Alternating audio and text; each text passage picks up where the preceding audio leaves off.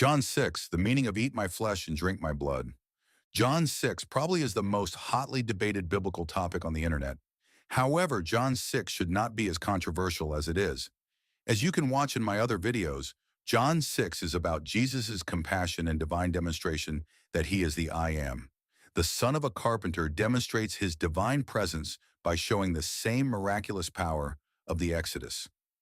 The issue wasn't the miraculous power that Jesus performed. It was the unbelief of the crowds that followed him, the same unbelief that their ancestors had when their God performed miraculous signs in their presence. Let's look at the verses that incite the controversy.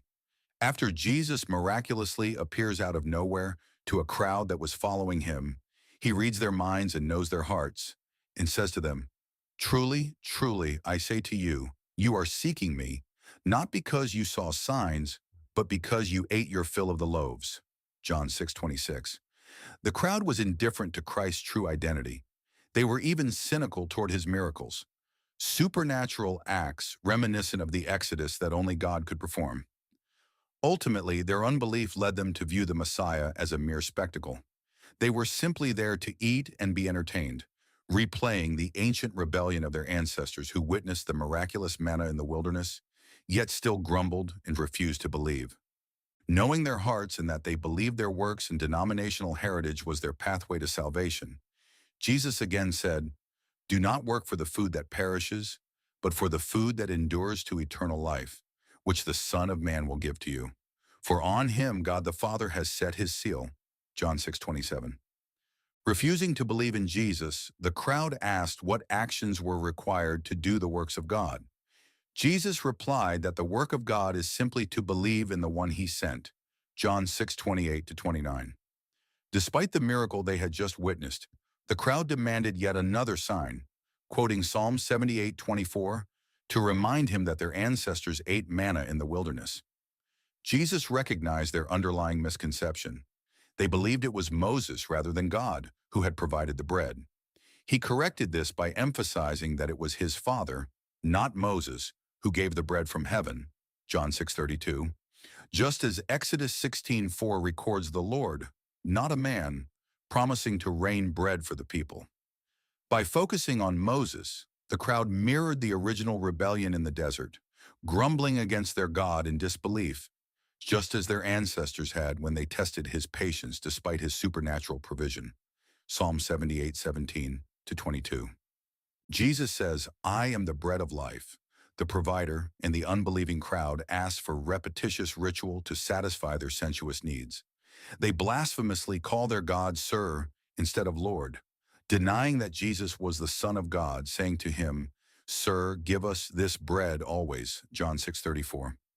Knowing their thoughts and unbelief, Jesus explains to believe on him as this is the will and work of the Father. Jesus said to them, "I am the bread of life. Whoever comes to me shall not hunger, and whoever believes in me shall never thirst." John 6:35. Verse 35 is a simple explanation and key in understanding the phrase, "Eat my flesh and drink my blood." Jesus equates eating with coming to him and drinking with believing. Therefore, throughout the rest of this text, eating and drinking should be understood as metaphors for coming to him and believing. The author John establishes a symbolic parallel between physical nourishment and spiritual devotion. Eating represents the act of coming to him, while drinking signifies belief. Consequently, these terms serve as consistent metaphors for those spiritual actions moving forward. By defining eating as coming to him and drinking as believing, this symbolic framework applies to all subsequent mentions of these terms. Jesus said to them, "I am the bread of life. Whoever comes to me shall not hunger, and whoever believes in me shall never thirst." John 6:35. In verse 55, Jesus doubles down, "For my flesh is true food, and my blood is true drink." As explained in verse 58, this is the bread that came down from heaven, unlike the bread the fathers ate and died from. Whoever feeds on this bread will live forever. Returning to the explanation of the extended metaphor in verse 35, we see that partaking of him means one will never hunger or thirst again. This is true because believers will live forever and be raised at the last day during the resurrection, free from earthly and physical necessities. Knowing that the Israelites in John 6 were grumbling, just as their ancestors did in the Exodus story, despite seeing miraculous signs, Jesus makes another appeal to prove he is their Messiah. He quotes Daniel 7:13 and proclaims to be the Son of Man, the one coming on the clouds of heaven to the Ancient of Days and seated on his right hand. This exact claim, which serves as an Old Testament reference to the Trinity, would later lead to his crucifixion. The Daniel 7 quote explains that Jesus' kingdom is spiritual, and his sermon and supernatural exploits are not performed by the flesh, but by the Spirit, on earth as it is in heaven. John 6 further explains that coming to Christ is a spiritual act. As he says, no one comes to him unless the Father draws them. Finally, from verse 60 to the end of the chapter, Jesus and the author further clarify the meaning of eating my flesh and drinking my blood. They show there are those who believe, those who do not, and one who would even betray him. Peter demonstrates this understanding by showing how a literal interpretation of the metaphor is impossible. He states that Jesus has the words of eternal life, not the food of eternal life. Peter and the other disciples believe and know that he is the Holy One of God, the great I Am. Far too often, we demonstrate the same unbelief as the ancient Israelites. Later, the Apostle Paul and the author of Hebrews write on the unbelief and misinterpretation of John 6, as those who would come from within the church would promote ritual over belief. John 6 was written to show that even when we witness miracles, we remain susceptible to not perceiving who Christ really is and not believing. Peter's confession in verses 68 to 69 serves as the ultimate antidote to the crowd's unbelief. The masses weren't seeking a literal meal. They were seeking a Messiah who would validate their ritual heritage and earthly desires.